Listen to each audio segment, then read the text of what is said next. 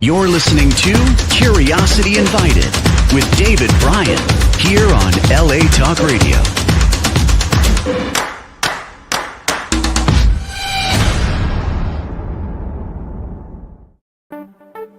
Hello, my name is David Bryan, and this is Curiosity Invited, a podcast inspired by endless curiosity.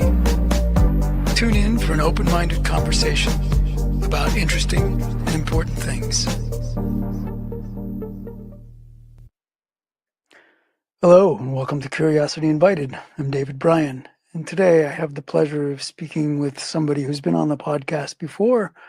Name is Aura Sunata Newlin, and she is, among other things, an educator, an anthropologist, and most significantly, she is, and the subject of what we'll speak about today, she is the executive director of the Heart Mountain Wyoming Foundation.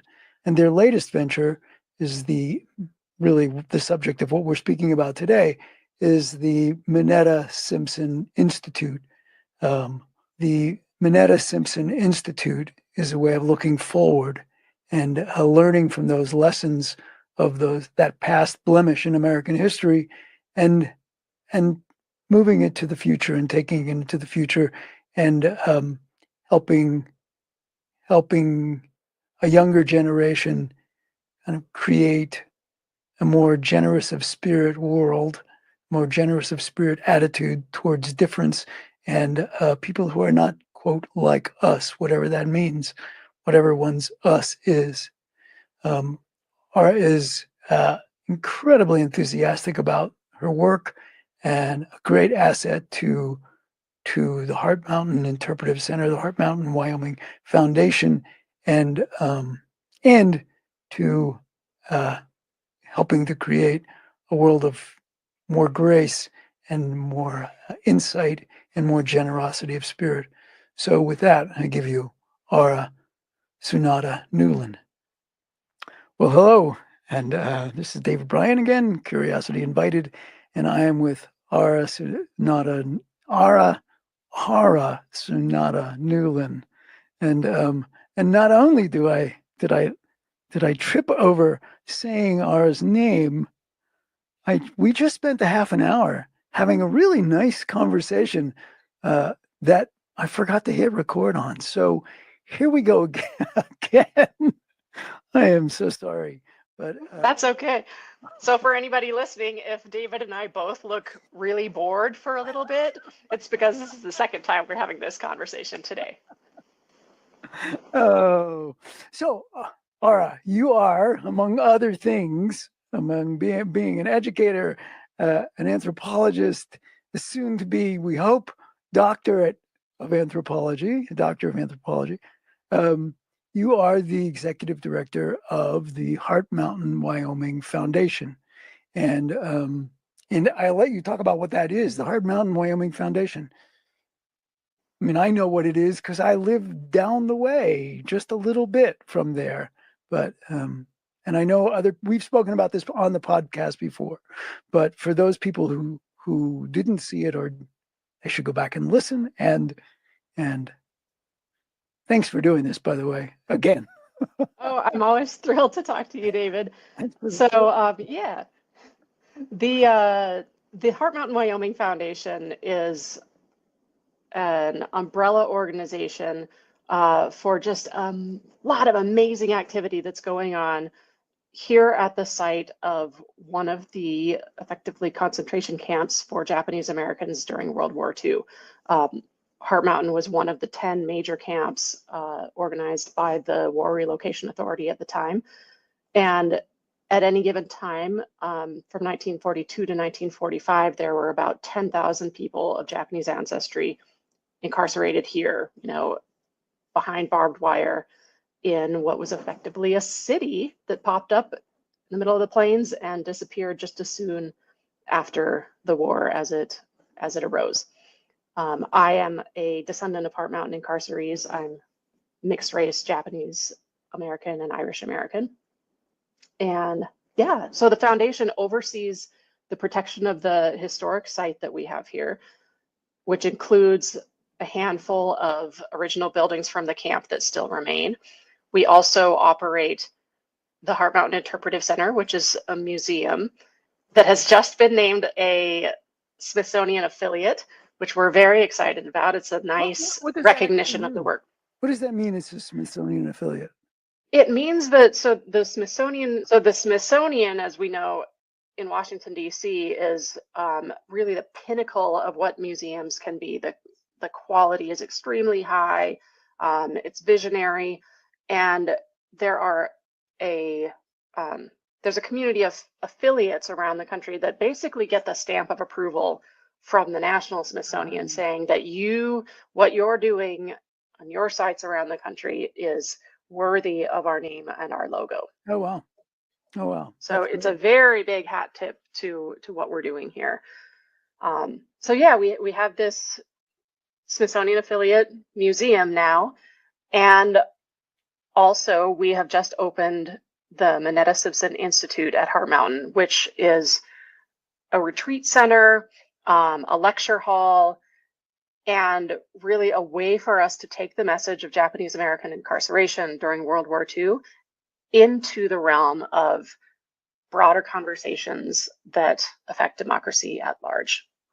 And just to clarify and to sort of restate, underline, right? So for those who don't know, during World War II, so the United States was, among other things, fighting with the Japanese, the nation of Japan, and various, well, I'll say it, you don't have to, but various racist attitudes that saturated some of the government managed to convince others who were in power that they needed to isolate, imprison Japanese Americans. These were American citizens, Japanese Americans, not affiliated with the country of Japan, who happened to be of Japanese heritage, and practically overnight, with days, had to take what they could carry and be incarcerated. And I know you've said it. I mean, I learned it from you, right? I mean, a way of putting it, it's, it was behind barbed wire and with gun towers, but the guns were not pointing outward, they were pointing inward. So this was not, this was not a campsite. This was a detention center, an incarceration center, a prison, a concentration camp where Japanese Americans, for no reason other than their heritage, were locked up. And and obviously a blemish on society. And for those people who have not made it to the Heart Mountain Interpretive Center, it really is an extraordinary. It's a small. It's not like you're walking for blocks and blocks like when you go to New York City or go to go someplace in Europe and see these magnificent, huge museums. But it is not huge, but it is indeed magnificent. It is an incredibly moving experience to be there and to see. And so much is done and communicated in such a small space. And so I'm a big fan. And I love the idea, and I know I've said this before, moments ago, in fact, when the record button wasn't pressed, that I know somebody said, the museum looks back at this period in time, and but the intention of the Minetta Simpson Institute is actually to move that forward into the present and the future, and hopefully move the world towards a more generous of spirit and more understanding and just more graceful and more decent and more willing to engage with human beings in respectful, productive ways. But so the quick story, and I know you just told this to me, and you've probably been saying it a lot, but the name Minetta Simpson Institute, where did that come from? This institute, which part of why I'm so excited about it is that it just opened like a month ago. So it's shiny new, and we're just starting to implement what we envision having in there. But it's named after our two mentors and honorary advisors here at Heart Mountain, the late Secretary Norman Mineta and the still kicking Senator Al Simpson. These two figures are known for their leadership in politics, with Al being a conservative Republican who rose up to be, a leader of the Senate, and Norm Mineta, who's a liberal Democrat from California who started as a congressman and rose up to eventually be Secretary of Commerce under Clinton, Secretary of Transportation under George W. Bush. These men are known for their careers in politics, but what we know them for here at Heart Mountain is their friendship that started as children during the war years here at camp. Norm and his family were incarcerated here, having been brought here forcibly from San Jose. Al and his brother Pete lived in Cody, Wyoming, just down the road from us. And they came together as Boy Scouts when their two Boy Scout troops courageously, made the step of saying, these are kids should get together and meet each other and see each other as friends and, fellow Boy Scouts instead of possible enemies to be afraid of. And so the troop from Cody came out to the camp here at Heart Mountain. And incidentally, Al was paired up with Norm, and they shared a tent together, and they, played games and got into some mischief and hit it off really well, became the best of friends, right away, and then went their separate ways, and then rejoined when they became elected officials in Washington. And what's extraordinary about their story, and this is the inspiration that we take in naming our new institute after them, is that they were on opposite sides of the aisle.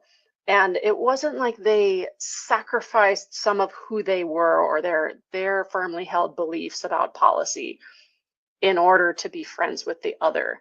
Rather, they used that strength of their convictions to, in a way, come together across differences in a more powerful way, saying that, yes, we disagree on these things, but our country is more important. Our, Constitution is more important, and the people of America need some legislation passed. And they were known for compromising and bringing their colleagues from opposite sides of the aisle together to formulate, legislation over the years. Certainly a lesson that's universally been adopted everywhere, right? We don't Sure, need it's actually because of them, we've learned our lesson and we don't need their help anymore, right? It works just splendidly now. Right? So these two guys, friends for life, and came together. So that inspires the name. And so you made mention of what are the sorts of things that you hope? Well, take that back. That the Mineta Simpson Institute will be doing as it sort of comes online. It is open, but what's going on there, or what will be going on there? Well, there are two aspects of it. One that is more open than the other right now. We have just installed a permanent exhibit that is beautiful, and it celebrates the life and friendship of Norm and Al. So if you come here to our museum, like the museum is here, and there's a hallway, and then the Mineta Simpson Institute is over here, and that's the lecture hall where I'll talk about the gatherings that we want to be having there. But connecting the museum and the institute is this hallway, and in that hallway is where this Norm and Al exhibit is, as we lovingly call it. And there's been a lot of celebration of Norm on his own, and a lot of celebration of Al on his own at museums and archives everywhere. But this exhibit places the two of them together, and it tracks them through their career. And it's such an incredible testament to what they were able to achieve and the model that they still present. So people can come here, and even if you've never heard of Norm Mineta and Al Simpson, you can learn it by experiencing this exhibit. And then symbolically also, the museum is, as you mentioned, anchored in Japanese American incarceration history. what we see happening is people will go through this Norm and Al exhibit, and through the process, kind of, we hope that their senses will be softened a little bit, especially in these hyper partisan times. I feel like we're really like gripping onto what we hold dear, and even just doing that feels like a grip to me, but it also looks like fists, right? We Right. tend to be so combative right now, and what we want to happen is that people will walk through that exhibit and you know the fists relax a little bit, and we become more open to hearing things from people who we may not understand very well, or who we may not agree with, or who we look different from. And that primes people to go into this retreat center or lecture hall, which is the Minetta Simpson Institute. And in that space, we want to be inviting groups of leaders from all over the country, including all over the world, really, to come to this intimate space and specifically reflect on the problems that our societies are really struggling with right now. Problems of getting along across differences, the rule of law, um, struggles over racism and themes of immigration and themes of national security, and how we navigate those really difficult problems in our society in a way that is still civil and respectful, and not even just respectful, but that hopefully generates the kind of true love that Norm and Al held for each other, despite having very different policy opinions. And the it's hard in the abstract. So there's a lecture hall, and are there more intimate spaces, or is it a large lecture hall? I have not, I don't know if it's even open. Is it open yet? It is. We haven't figured out quite how to advertise it yet. Yeah. But you'll have to come out and see it, and I can send you pictures actually that we can put on screen.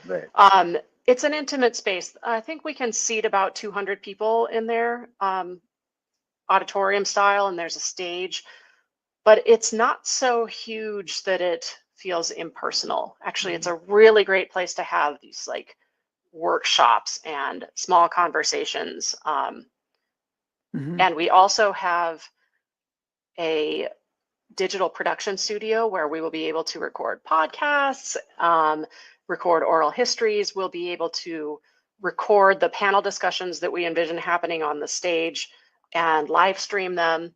So there's an element of outreach and broadcasting outward, as well as bringing people to our site so that they can experience the power of place that we have here, and roll up sleeves and get to work on these big questions that are so difficult. And is there area on the campus site where people could be staying? I mean, if some people are adventurous, could they camp there? Or no, it's not set up like that. Unfortunately not. It's a workspace, and then we'll send people to the towns of Cody and Powell the lodging would be in Cody and Powell. One of the really cool things about our new space, though, is that we also have an industrial kitchen, a commercial kitchen, which, for one thing, helps us serve the community. We've heard that in our Park County here, there just aren't very many industrial kitchens if people want to have a catered event or something. So that's something that will now be available to the local communities. But it also now allows us to have catered events at our site. So the food can be prepared right there. And even beyond that, it allows us to engage people in active learning. So we can have events, for example, the story of agriculture at Heart Mountain is one of our main stories that we tell here, because the Japanese American incarcerees transformed this landscape from high desert plains to being lush farmland, where they grew an astonishing array of produce. And so we can use our new space to tell the story of agriculture at Heart Mountain, and then people can eat the types of food that would have been prepared, or that people would have liked to eat had they been able to prepare it. We can also have, cooking demonstrations and cooking classes so that people can have more of an embodied learning experience rather than just going through an exhibit and learning things with their head. It's like learning things with your whole body. I read something somewhere about the is it the former root center? Is it the root center that was actually there, or is it a model of one? And will it be functional and so that stuff that gets grown will be stored in the root cellar and prepared in the meals? Let me tell you about the root cellar. This is one of our, major projects right now. One of the few remaining structures from the original camp is a giant root cellar that was built and designed entirely by Japanese American labor. And it's hard to envision, a root cellar being an exciting thing. But this thing, I kid you not, is the size of a football field. It's about 300, it's over 300 feet long. And over the course of the years, the war years, I always get my numbers wrong, but I think the second year they stored like 4,000 pounds of produce, something like that, in the root cellar. So it fed the population here, and it still remains. It's in a state of active collapse, but the cellar itself was gifted back to the foundation around 2016. The homesteader family who owned it recognized that this was of historic importance. And so we, as the Heart Mountain Wyoming Foundation, are working on restoring this cellar to a point that makes it safe to go in, for one thing. Also, we are working on getting it up to code so that it's ADA accessible. It meets all the modern building codes, but our vision is that people will be able to go inside the root cellar and experience that. Is it right there on the site? I mean, Yep. Is it on the campus? It's on our campus. You can't really, can walk there from our museum, but it's a 2-minute drive. And we anticipate being able to open that for public access, hopefully starting sometime in summer 2025. So about a year from now. Wow. Wow. We won't be storing our own produce there, but we will be able to, serve food in our new retreat center that helps us talk about the experience and the struggles related to food at camp. Right. That's great. Okay, so I mean, this may be something we want to cut out, but I'm going to ask a nerdy question because I'm a nerd. But so am I. So where's this funding come from? First of all, who owns the land? Is it owned by the foundation? Yes, the Heart Mountain Wyoming Foundation owns the land that the museum is on. We own the root cellar. Right. We are a private nonprofit, so we are. Some of the other camps around the country are national park sites, but we are not. We are our own foundation. We have a private board, and that, we've just been really fortunate to be able to make a go of it on our own as a private foundation instead of a government organization, which to us feels important because it gives us the flexibility to tell our story in our own voices. From the first person. Our museum is written in the first person. So instead of saying they were rounded up, here's where, they ate. We were rounded up, and here's where we went to school, and here's where we ate. This is what life was like for us. And it's a tangible difference. And that's one of the many ways that that makes us thrilled to be a private organization. But we have benefited from a lot of federal grants and private donations. So we have to be, scrappy at all times, trying to make sure that we can sustain our operations, especially as we grow. Is there any idea that some of the use of the institute will well, maybe it'll be for free, but maybe not, right? I mean, people will come and rent this facility for however long they need to use it, and that will help support the foundation, I take it, right, and the whole site. Exactly. We don't yet have the luxury of just being able to offer a purely public Yeah, service. So, sure. yeah, we're getting better at attaching fees to, rental facility use and admission and things like that.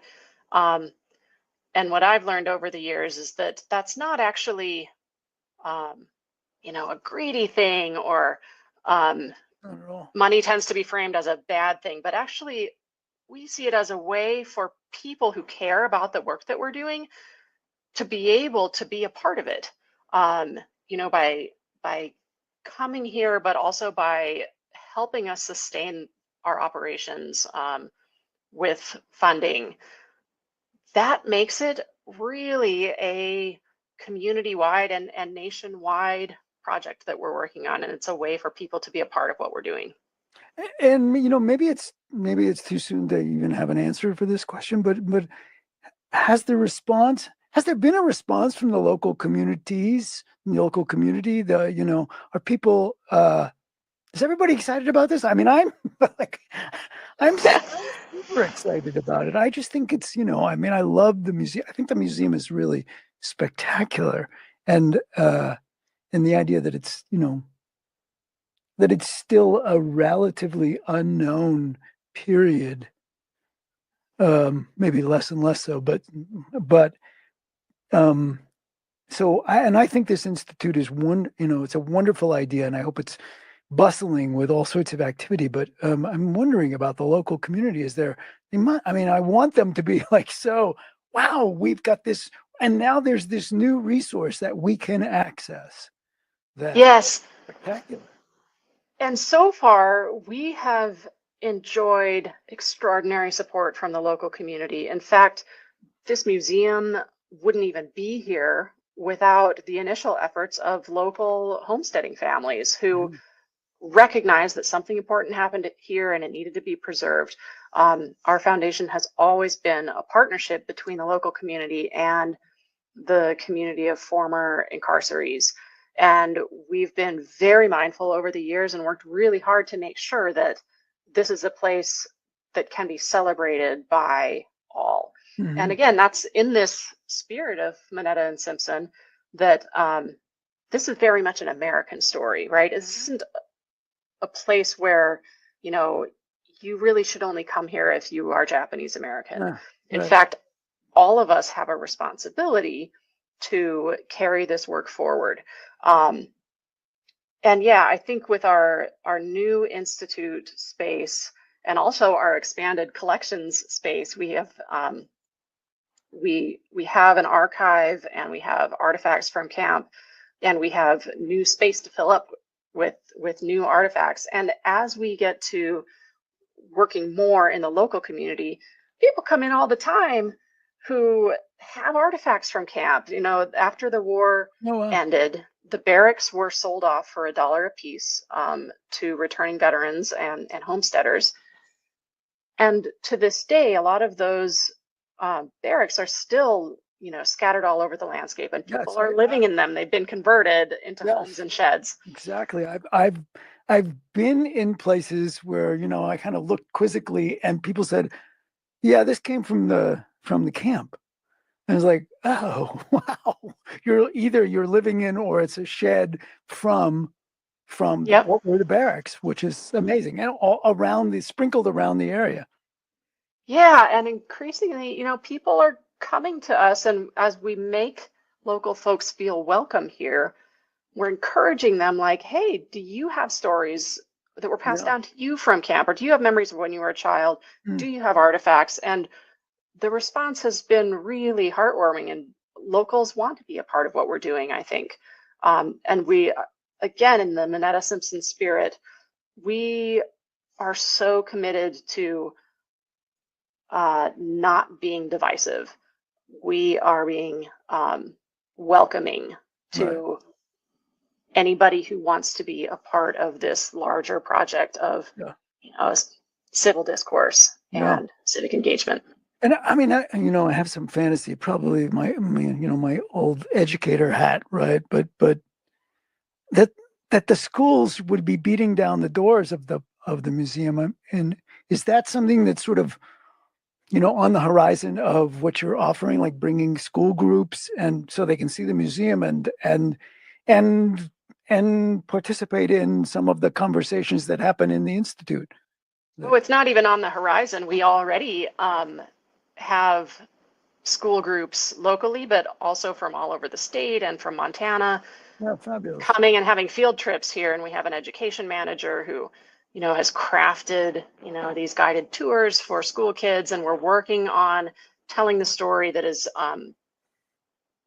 age appropriate, like Sure. what sorts of ways can we Right. engage third graders as opposed to seniors in high school, as opposed to college students. Um, we are also starting to wade into virtual tours. So if you have a classroom or an audience in Milwaukee, Wisconsin or something, they can come and have like a field trip to our Right. museum with our virtual tours. Right. That's great. That's great. And that's already happened, right? I mean, you've got Yep. kids to come. That's fabulous. Terrific. And the kids And are, we've also like gotten my enthusiasm for our local and state support is just through the roof because we work closely with like Wyoming Humanities and other organizations around the state who want to be a part of what we're doing. So some of this work like has been funded by, grants, I think from the Wyoming Community Foundation and Wyoming Cultural Trust Fund, Wyoming Humanities, that help us get students here, that help us convey this story to audiences throughout Wyoming and throughout the country. well, I want this, I want the answer to this question to be no, but has there been any sort of, have, have you bumped into any sort of pushback? Like, why is it here and why is it growing? It shouldn't be, that's just it's why are you unearthing some past that, et cetera, et cetera. Is there any of that? Well, there's a lot of that, but Oh, that's not it enough. comes from, that's not a no, but it hasn't been to the level that it would disrupt what we're doing. I think that it's an uncomfortable past.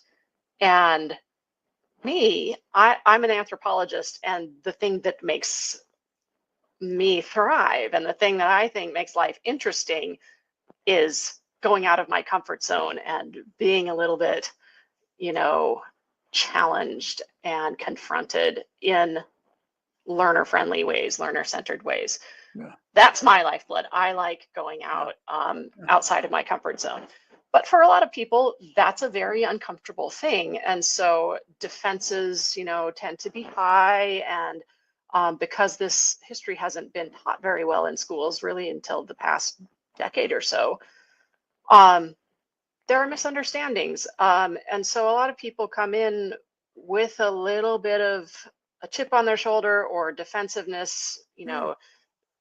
but if they are here, that's the first step. And then they find that like, no, we really are about education here and we are not easily pigeonholed as, one thing or another in terms of our messaging. And so if people give us the chance to have some time with them, find that people leave feeling full-hearted and hopefully a little bit more open than when they came in. And if folks want to find out, is it on the website or like what's going on there, or a schedule of things that some obviously will be group specific that are coming to use the facility, but others might be open to the public, et cetera. Is there an easy way for people to find that out? At this point, the easiest way is probably through our social media channels. We're on all the major ones. Our website is heartmountain.org. So events will be posted there as well. For sure. And I'll tell you about another cool development that we have here that comes at our programming from a little bit different angle in a way that I'm really excited about moving toward, which is we have just welcomed to our site a new staff member from Japan who will be with us for 2 years as part of a Japanese government program called the Japan Outreach Initiative. It's funded by the Japan Foundation, and we were selected as one of just a handful of sites for this year's cohort. And the aim of the JOY program, JOI, JOY, is to,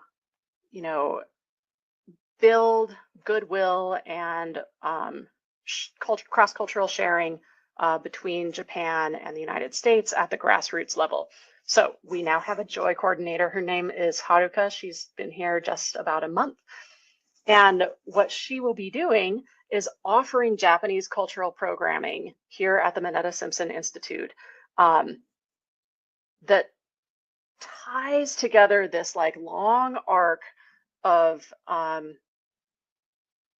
Japanese culture from its roots like pre-war and early Japan, and then focusing on the camp experience, because while this was a population of immigrants and American-born children, they still had some Japanese cultural activities while at camp, and we have photos and we have videos and we have stories about Japanese cultural activities that happened here, and so we will be doing programming on that, giving some history, talking about these activities at camp, and then fast forwarding to the present and what do these cultural activities mean in Japan today, and how can it be a fun way for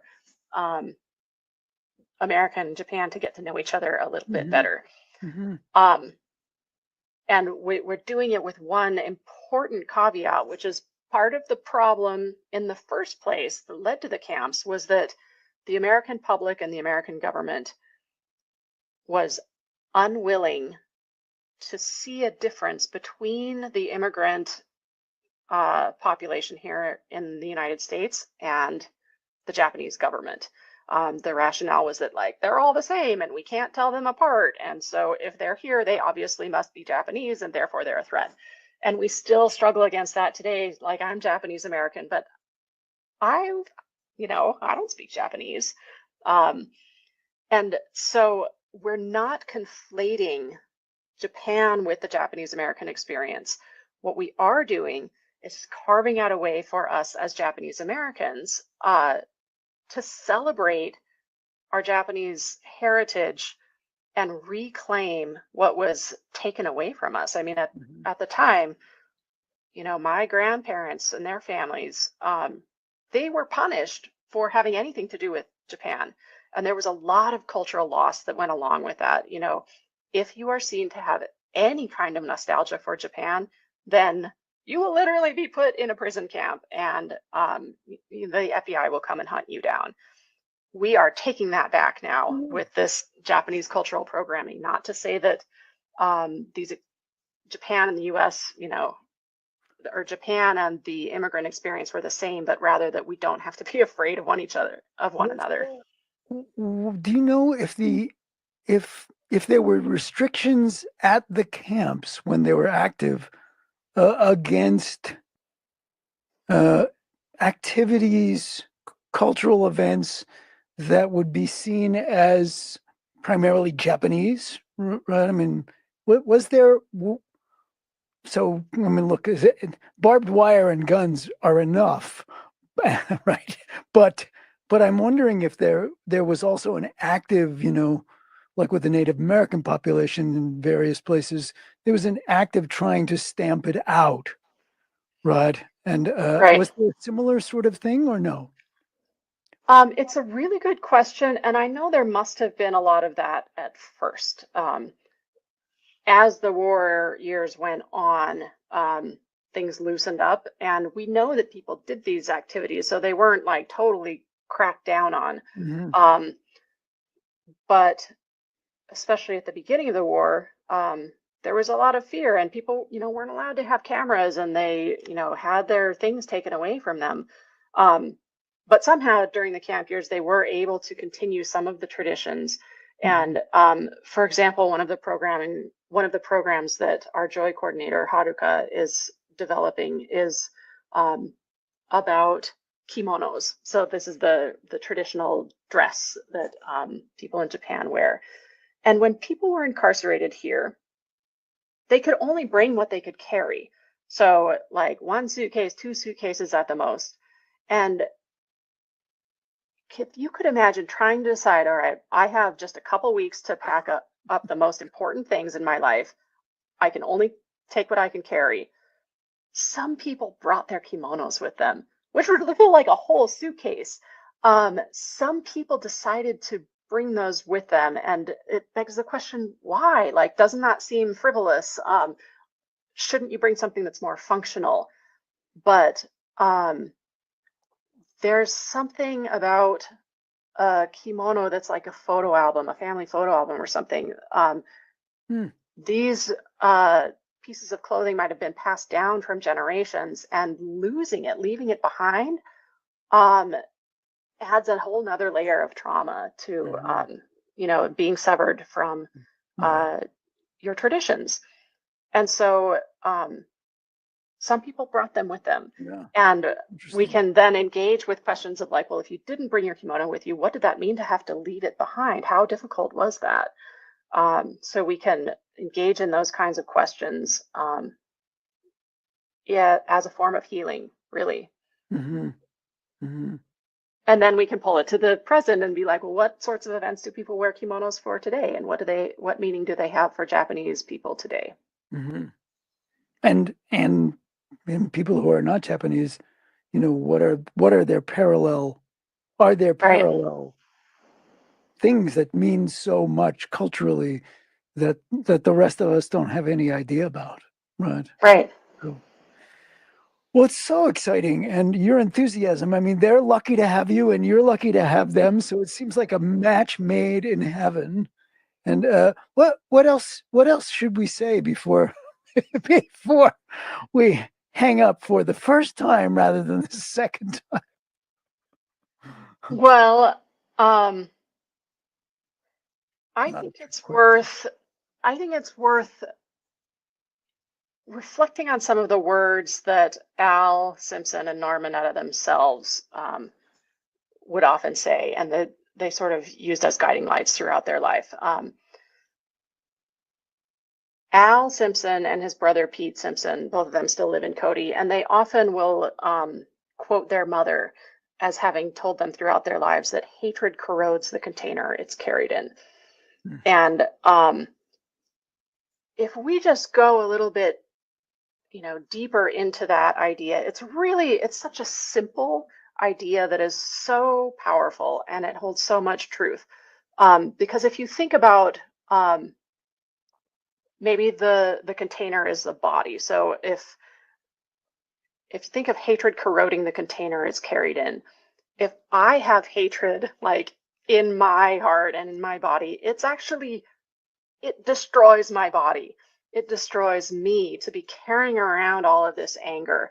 And it wears down on us. And we actually know this from neuroscience and things like that. Great, right? I mean, it's like now we have the science to say that's actually accurate. That's true. Like the stress that comes from like holding all of this hatred and anger inside of us, it's not healthy. It doesn't lend toward psychological health or physical health at all. Tissue health, right? Yes. Yeah, like it's not good for us. You could also think of the container as being our nation or our community. If there is hatred that is being seeded in our social networks and in our politics, then that ultimately has a destructive effect on our community or on our nation. And it's such a simple phrase, but that I feel is what a lot of like regular folks in America right now are feeling. Like we hear on the news, there's so much animosity, tensions are really high. And if we step back, we can see that this is tearing our country apart, and it doesn't feel good. And I think a lot of us, regardless of our political beliefs, find it very soothing and welcoming to think of a space where we can let that hatred go for a minute. Like, let's just see each other as humans. And that, that's something that Al and his brother Pete say all the time. Norm would always say, just do the right thing, which I can problematize a little bit as an anthropologist, because what is right is a very contested Sure. notion. Like, we don't agree on what is right. But what Norm was getting at with, encouraging people to do the right thing is really this idea of putting country before politics, putting the love we might have for each other as family or as friends ahead of the things that might divide us. And we act in ways that we can be proud of. It may not be easy to identify the right things, but it is frequently the case that we know the wrong thing. Right. We know the wrong thing to be doing, and less of that.